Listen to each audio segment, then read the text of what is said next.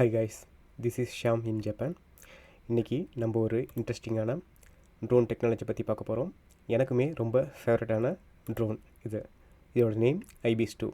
ஏன் இவ்வளோ கான்ஃபிடண்ட்டாகவும் இவ்வளோ ஒரு இன்ட்ரெஸ்ட்டாகவும் நான் சொல்கிறேன் அப்படின்னா, இந்த ட்ரோனோட R&Dயில் ஐபிஸ் 1ல் நான் ஒர்க் பண்ணியிருக்கேன். ப்ளஸ் அதோடு சேர்த்து ஒர்க் பண்ணது மட்டும் இல்லாமல் ட்ரோன் பைலட்டாக இருந்து ஜப்பானில் இருக்கிற மோஸ்ட் ஆஃப் த ஹெவி இண்டஸ்ட்ரியலுக்குள்ளே போயிட்டு இந்த ட்ரோனை யூஸ் பண்ணி எக்யூப்மெண்ட்டுக்குள்ளே இன்ஸ்பெக்ஷன் கண்டக்ட் பண்ண எக்ஸ்பீரியன்ஸ் இருக்குது.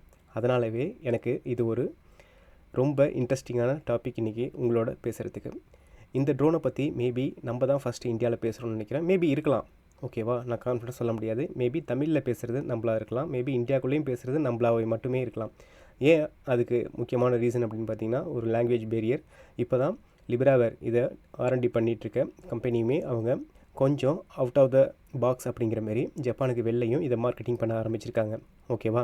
இந்த ட்ரோனை பற்றி நம்ம இந்த வீடியோவில் கொஞ்சம் டீப் டைவ் பண்ணலாம், ஓகேவா?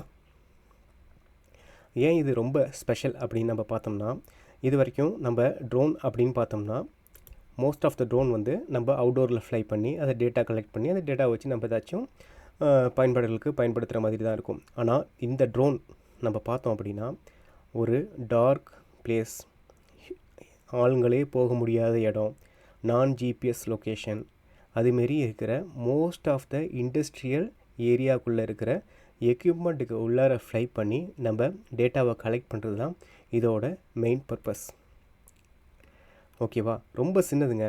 சைஸ் பார்த்திங்கன்னு வச்சிங்களேன், 20 சென்டிமீட்டர் இன்ட்டு 20 சென்டிமீட்டர் தான் இது இருக்கும், ஓகேவா? அதனால் நம்ம கைக்குள்ளேயே அடங்குகிற சைஸ் தான் இதோட பெரிய ப்ளஸ் பாயிண்ட். இது வரைக்கும் ஆளுங்க நேரடியாக போய் இன்ஸ்பெக்ஷன் பண்ண ஏரியாவை இந்த ட்ரோனை ஃப்ளை பண்ணி நம்ம டேட்டா கலெக்ட் பண்ணி கஸ்டமருக்கு கொடுக்குறோம். அது அவங்களோட ப்ரொடக்ஷனை ஸ்டாப் பண்ணாமல், எந்த ஒரு ஹியூமன் எரருமே இல்லாமல் அவங்க கரண்ட்டாக இருக்கிற கண்டிஷனை பார்த்து அவங்க டிசைட் பண்ணி இது நம்ம ப்ரொடக்ஷனை கண்டினியூ பண்ணலாமா இல்லை ஸ்டாப் பண்ணலாமா அப்படிங்கிற டிசிஷன் எடுக்கிறதுக்கு இது ரொம்பவே பக்கபலமாக இருக்குது இந்த ட்ரோனோட டேட்டாஸ், ஓகேங்களா? இது போகிற என்விரான்மெண்ட் பார்த்தோம்னா ரொம்ப நேரோ ஸ்பேஸ்.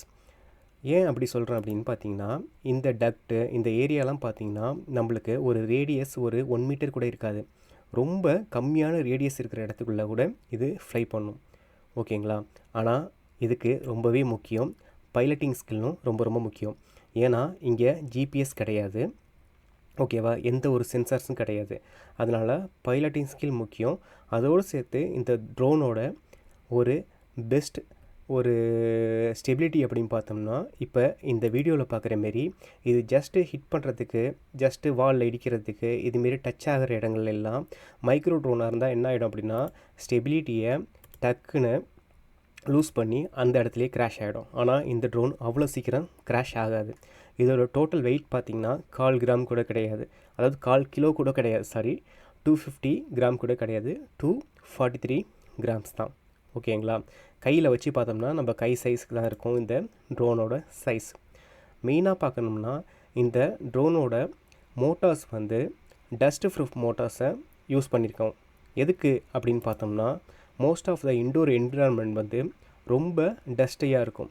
அதனால் மைக்ரோ ட்ரோன்ஸை நம்ம இன்டோரில் ஃப்ளை பண்ணுறப்ப ஃபஸ்ட்டு டேமேஜ் ஆகிற பார்ட்ஸ் அப்படின்னு பார்த்தோம்னா மோட்டார்ஸ் தான். ஸோ அதனால் இதில் நம்ம IP51 அப்படிங்கிற டஸ்ட் ப்ரூஃப் மோட்டார்ஸ், அந்த கண்டிஷன் உள்ள டஸ்ட் ப்ரூஃப் மோட்டார்ஸை யூஸ் பண்ணியிருக்கோம், ஓகேவா? இப்போ நீங்கள் ஸ்க்ரீனில் பார்க்குறது ரொம்ப இன்ட்ரெஸ்டிங்கான திங், ஓகேவா? Antenna extender. எதனால் ஆண்டனா எக்ஸ்டெண்டர் ரொம்ப இம்பார்ட்டண்ட் அப்படின்னு பார்த்தோம்னா, நம்ம ஃப்ளை பண்ணுற ஏரியா எல்லாமே இன்டோர் என்விரான்மெண்ட், ஓகேவா? அந்த என்விரான்மெண்ட்டை நம்ம ரேடியோ ஃப்ரீக்குவென்சி உள்ள என்விரான்மெண்ட்டாக மாற்றலை அப்படின்னா நம்மளால் உள்ளார ஃப்ளை பண்ண முடியாது. அதனால் இந்த எக்ஸ்டெண்டர் ஆண்டனாவை யூஸ் பண்ணி, ஃபார் எக்ஸாம்பிளுக்கு இப்போ ஒரு சிம்னியோ ஒரு பாய்லரோ இல்லை ஏதோ ஒரு எக்யூப்மெண்ட் ஒரு டேங்கோ இருக்குன்னா, அந்த டேங்க்குள்ளே நம்ம போகணும்னு அவசியம் இல்லை. இந்த எக்ஸ்டெண்டர் ஆண்டனாவை மட்டும் நம்ம வெளியிலேருந்து சேஃபான மேன்ஹோல் வழியாக உள்ளார நம்மளால் ஒரு 30 மீட்டர்ஸ் வரைக்கும் எக்ஸ்டெண்ட் பண்ண முடியும். அப்படி தொங்க விட்டுட்டு நம்ம சேஃபான பிளேஸ்லேருந்து ட்ரோனை ஃப்ளை பண்ணி அந்த மேன்ஹோல் வழியாக உள்ளார இறக்கி நம்ம அந்த என்விரான்மெண்ட்டை இன்ஸ்பெக்ஷன் பண்ண முடியும். அதுக்காக தான் இந்த எக்ஸ்டெண்டர் ஆண்டனா, சரிங்களா? நெக்ஸ்ட் பார்த்தோம் அப்படின்னா டர்ட்டில் மோட் அப்படின்னு சொல்லுவாங்க. நம்ம என்ன தான் எக்ஸ்பீரியன்ஸ் உள்ள பைலட்டாக இருந்தாலும் சில என்விரான்மெண்ட்டில் நம்மளும் க்ராஷ் பண்ணுறதுக்கான வாய்ப்புகள் நிறையாவே இருக்குது. அப்படி க்ராஷ் பண்ணுறப்ப மோஸ்ட் ஆஃப் த டைம் நாங்கள் நோட்டீஸ் பண்ணது என்னென்னா, ட்ரோன் வந்து தலைக்குப்புற விழுந்து அதை ரெக்கவரி பண்ணுறதுக்கு எப்படியும் ஆளுங்க உள்ளார போகிற மாதிரி இருந்ததை நாங்கள் நோட் பண்ணோம் நிறைய க்ராஷில். ஸோ அதை தவிர்க்கிறதுக்கு சரி ஐவிஎஸ் டூவில் நாங்கள் என்ன யோசித்தோம் அப்படின்னா, இந்த டர்ட்டில் மோட் அப்படிங்கிறது ஒன்று இருந்துச்சு அப்படின்னா நம்ம ஒரு ஸ்விட்ச் மூலியமாக அந்த ட்ரோனை திருப்பியும் பொசிஷனுக்கு கொண்டு வந்து நம்மளால் ஃப்ளை பண்ண முடியும் அப்படிங்கிற ஒரு இதை கண்டுபிடிச்சி நம்ம இதில் அதை யூஸ் பண்ணியிருக்கோம். ஓகேங்களா. பேட்ரி பர்ஃபார்மன்ஸை பொறுத்த வரைக்கும் ஒரு அப்ராக்சியாக 11 மினிட்ஸ் வரைக்கும் இது ஃப்ளை பண்ணும். 11 மினிட்ஸ் அப்படின்னு சொன்னாலுமே நம்ம வந்து ஸ்டார்ட் டு த எண்ட் வரைக்கும் 11 மினிட்ஸ் ஃப்ளை பண்ண முடியாது. நம்ம போகிறது harsh environment, indoor environment. So for எக்ஸாம்பிளுக்கு மேன் ஹோல் வழியாக உள்ளார ஃப்ளை பண்ண ஆரம்பிச்சிட்டோம் அப்படின்னா அந்த பைலட்டிங் பண்ணுற பைலட்டோட முதல் கடமை என்னென்னா திருப்பி வரத்துக்கான ரூட்டை ஞாபகம் வச்சுக்கிறது தான். ஏன்னா பேட்ரி 11 மினிட்ஸ் தான். இப்போ கஸ்டமர் சொல்லுவாங்க பின்னாடி இருந்து, அதையும் அந்த ஏரியாவையும் கொஞ்சம் பாருங்கள், இன்னும் கொஞ்சம் ரைட் சைடில் போய் பாருங்கள், இன்னும் கொஞ்சம் மேலே போங்க, இன்னும் கொஞ்சம் கீழே வாங்கன்னு. சம்டைம்ஸ் நம்ம தான் டிசைட் பண்ணணும், இல்லை இந்த ஃப்ளைட்டில் இங்கே வரைக்கும் தான் போக முடியும், நெக்ஸ்ட்டு ஃப்ளைட்டில் வேணுமா இதுக்கு அங்காட்ட போய் நீங்கள் சொல்கிற மாரி நான் இன்ஸ்பெக்ஷன் பண்ணி உங்களுக்கு டேட்டா கலெக்ட் பண்ணி தரேன். அதனால் சேஃபான ஜோன் வரைக்கும் இப்போ நான் போயிட்டு இப்போ நான் ரிட்டன் வரதுக்கான டைமிங் அப்படின்னு சொல்லிவிட்டு இந்த 11 மினிட்ஸுக்கு முன்னாடியே நம்ம வந்து நம்மளோட பேஸ்க்கு ட்ரோனை ரிட்டன் கொண்டு வரணும். சரிங்களா. அடுத்து ஆப்ஷனல் பார்ட்ஸ் அப்படின்னு பார்த்தோம்னா அப்போர்டு கேமராவை ஐபிஎஸ் டூவில் நம்ம யூஸ் பண்ணி சீலிங்கோட அண்டர் த சீலிங்லாம் சொல்லுவோம்ல, இதுமாரி ஃப்ரேம்ஸு பீம்ஸ் இதுமாரிலாம் இருக்குது இல்லைங்களா, அதுமாரி ஏரியாவை ஷூட் பண்ணுறதுக்கும் அடுத்து தெர்மல் கேமராவை யூஸ் பண்ணி டேட்டா கலெக்ட் பண்ணுறதுக்கான ஒரு அடிஷ்னல் ஆப்ஷன்ஸும் இந்த ஐபிஎஸ் டூவில் நம்மள்ட்ட இருக்குது. ஓகேவா. இங்கே நம்ம இந்த ஐபிஎஸ் ட்ரோனை வச்சு just not only collect the data. ஓகேவா. கலெக்ட் பண்ண டேட்டாவை வச்சு தான் அதுக்கு அடுத்த முக்கியமான ஸ்டேஜஸ் இருக்குது. நம்ம ஃபோட்டோகிராமெட்ரி அப்படிங்கிற டெக்னாலஜியை யூஸ் பண்ணி நம்ம ஷூட் பண்ண ஹோல் இன்டோர் என்விரான்மெண்ட்டை பாயிண்ட் க்ளவுடாக கன்வெர்ட் பண்ணி பாயிண்ட் க்ளவுடாக 3D மாடலாக கன்வெர்ட் பண்ணி from the 3D model we are going to make the ortho image. ஓகேவா. அந்த ஆர்த்தோ இமேஜ்லேயும் சரி 3D மாடல்லையும் சரி பாயிண்ட் க்ளவுட்லேயும் சரி என்னென்ன ஏரியா இப்படி இருக்குங்கிறத நம்மளால் கிளியராக பார்க்க முடியும். அதோடு சேர்த்து ஃபார் எக்ஸாம்பிள் ஏதாச்சும் ஒரு டிஃபெக்ட் இருக்குது அப்படின்னா அது கிராக்காவோ இல்லை வேறு ஏதாச்சும் ஒரு டிஃபெக்டாகவோ இருந்துச்சுன்னா அதோட சைஸு லென்த்து இதெல்லாம் நம்மளால் மெஷர் பண்ணி கஸ்டமருக்கு கொடுக்க முடியும். இதுவும் ஒரு வேல்யூ ஆடட் சர்வீஸாக நம்ம பண்ணிகிட்ருக்கோம். சரிங்களா.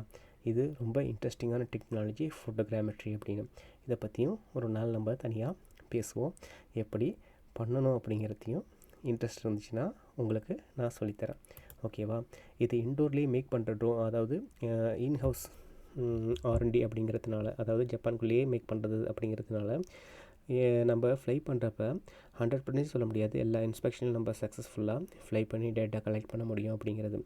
சம் இண்டஸ்ட்ரியல் இன்ஸ்பெக்ஷனில் வந்து நம்ம கிராஷ் பண்ணுறதுக்கான வாய்ப்பு இருக்குது. அப்படி கிராஷ் பண்ணால் வித்தின் 1 வீக்குள்ளே லிப்ராவேருக்கு நம்ம ட்ரோனை சென்ட் பண்ணிட்டோம் அப்படின்னா அவங்க ரிப்பேர் ஒர்க்கெலாம் முடித்து நம்மளுக்கு திருப்பி ரிட்டர்ன் பண்ணுவாங்க. ஓகேவா. நீங்கள் என்ன நினைக்கிறீங்க? இதுமாரி ஒரு ட்ரோன் நம்ம இந்தியாவுக்கு தேவை அப்படின்னு நினைக்கிறீங்களா? அப்படி நினச்சிங்கன்னா நம்ம எந்த மாதிரியான செக்டர்ஸில் இந்த ட்ரோனை யூஸ் பண்ணி நிறைய பேரை காப்பாற்ற முடியும் அப்படிங்கிறத நீங்கள் நினைக்கிறீங்க? அதை கமெண்ட்டில் எனக்கு சொல்லுங்கள். ஓகே. தேங்க்யூ ஃபார் வாட்சிங்.